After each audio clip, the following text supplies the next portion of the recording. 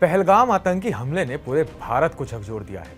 निर्दोष हिंदू पर्यटकों की हत्या के बाद भारत ने ऐसा एक्शन लिया कि पाकिस्तान की नींव हिल गई है। अब हालात ये हैं कि पाकिस्तान के बड़े बड़े नेता अपने परिवारों को लेकर विदेश भाग रहे हैं। डर का माहौल इतना है कि हर कोई जान बचाने की कोशिश कर रहा है। पाकिस्तानी आर्मी जनरल का परिवार हो या धमकीबाज भुट्टो का, सभी अब एक एक कर एयरपोर्ट का रास्ता पकड़ रहे हैं। नमस्कार, मैं उत्कर्ष प्रताप सिंह और आप देख रहे हैं TV9 भारतवर्ष। पहलगाम में हुए हमले के बाद भारत सरकार ने सिंधु जल संधि को सस्पेंड कर दिया है।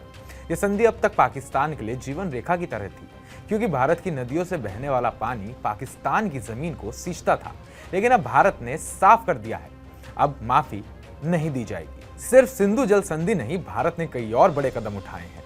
भारत के बड़े कदम जैसे कि पाकिस्तानियों के वीजा रद्द कर दिए गए हैं, पाकिस्तानी नागरिकों को देश छोड़ने का आदेश दिया गया है और पाकिस्तान के साथ ज्यादातर डिप्लोमेटिक रिश्ते खत्म कर दिए गए हैं। वहीं वाघा बॉर्डर पर आवागमन पूरी तरह से रोक दिया गया है। सेना, वायुसेना और नौसेना को वॉर रेडी स्टेट पर रखा गया है। वहीं सुरक्षा एजेंसियों को खुली छूट दे दी गई है कि वो आतंकियों के खिलाफ जहां जरूरत हो, जैसी जरूरत हो वैसी कार्रवाई करें।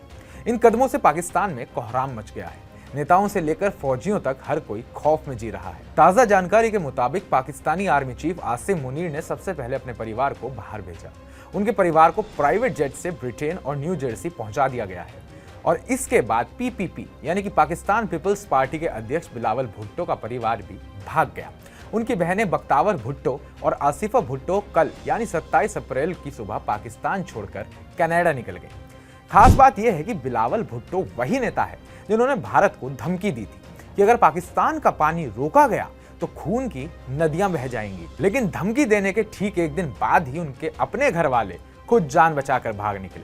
पाकिस्तानी फौज भी बुरी तरह डरी हुई है। कई बड़े अफसरों ने अपने परिवारों को विदेश भेज दिया है। उन्हें डर है कि भारत किसी भी वक्त हमला कर सकता है और पाकिस्तान में तबाही मच सकती है। भारत ने इस डर को और गहरा कर दिया जब INS सूरत से एक मिसाइल टेस्ट किया गया। ये संदेश साफ था, भारत अब चुप नहीं बैठेगा और आतंकियों के साथ उनके आका भी बख्शे नहीं जाएंगे। वहीं प्रधानमंत्री नरेंद्र मोदी ने भी सीधा संदेश दिया, जो भी आतंकियों को पनाह दे रहे हैं, चाहे दुनिया के किसी भी कोने में छुपे हों, उन्हें खोज निकाला जाएगा और सजा दी जाएगी। पहलगाम आतंकी हमले के बाद पूरा देश गुस्से में है। हर तरफ एक ही आवाज गूंज रही है, पाकिस्तान को सबक सिखाओ।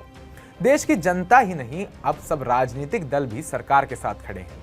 विपक्ष ने भी साफ कर दिया है कि जो भी कदम सरकार उठाएगी, विपक्ष बिना शर्त उसका समर्थन करेगा। तो अगला बड़ा सवाल बनता है, क्या युद्ध के हालात बन रहे हैं?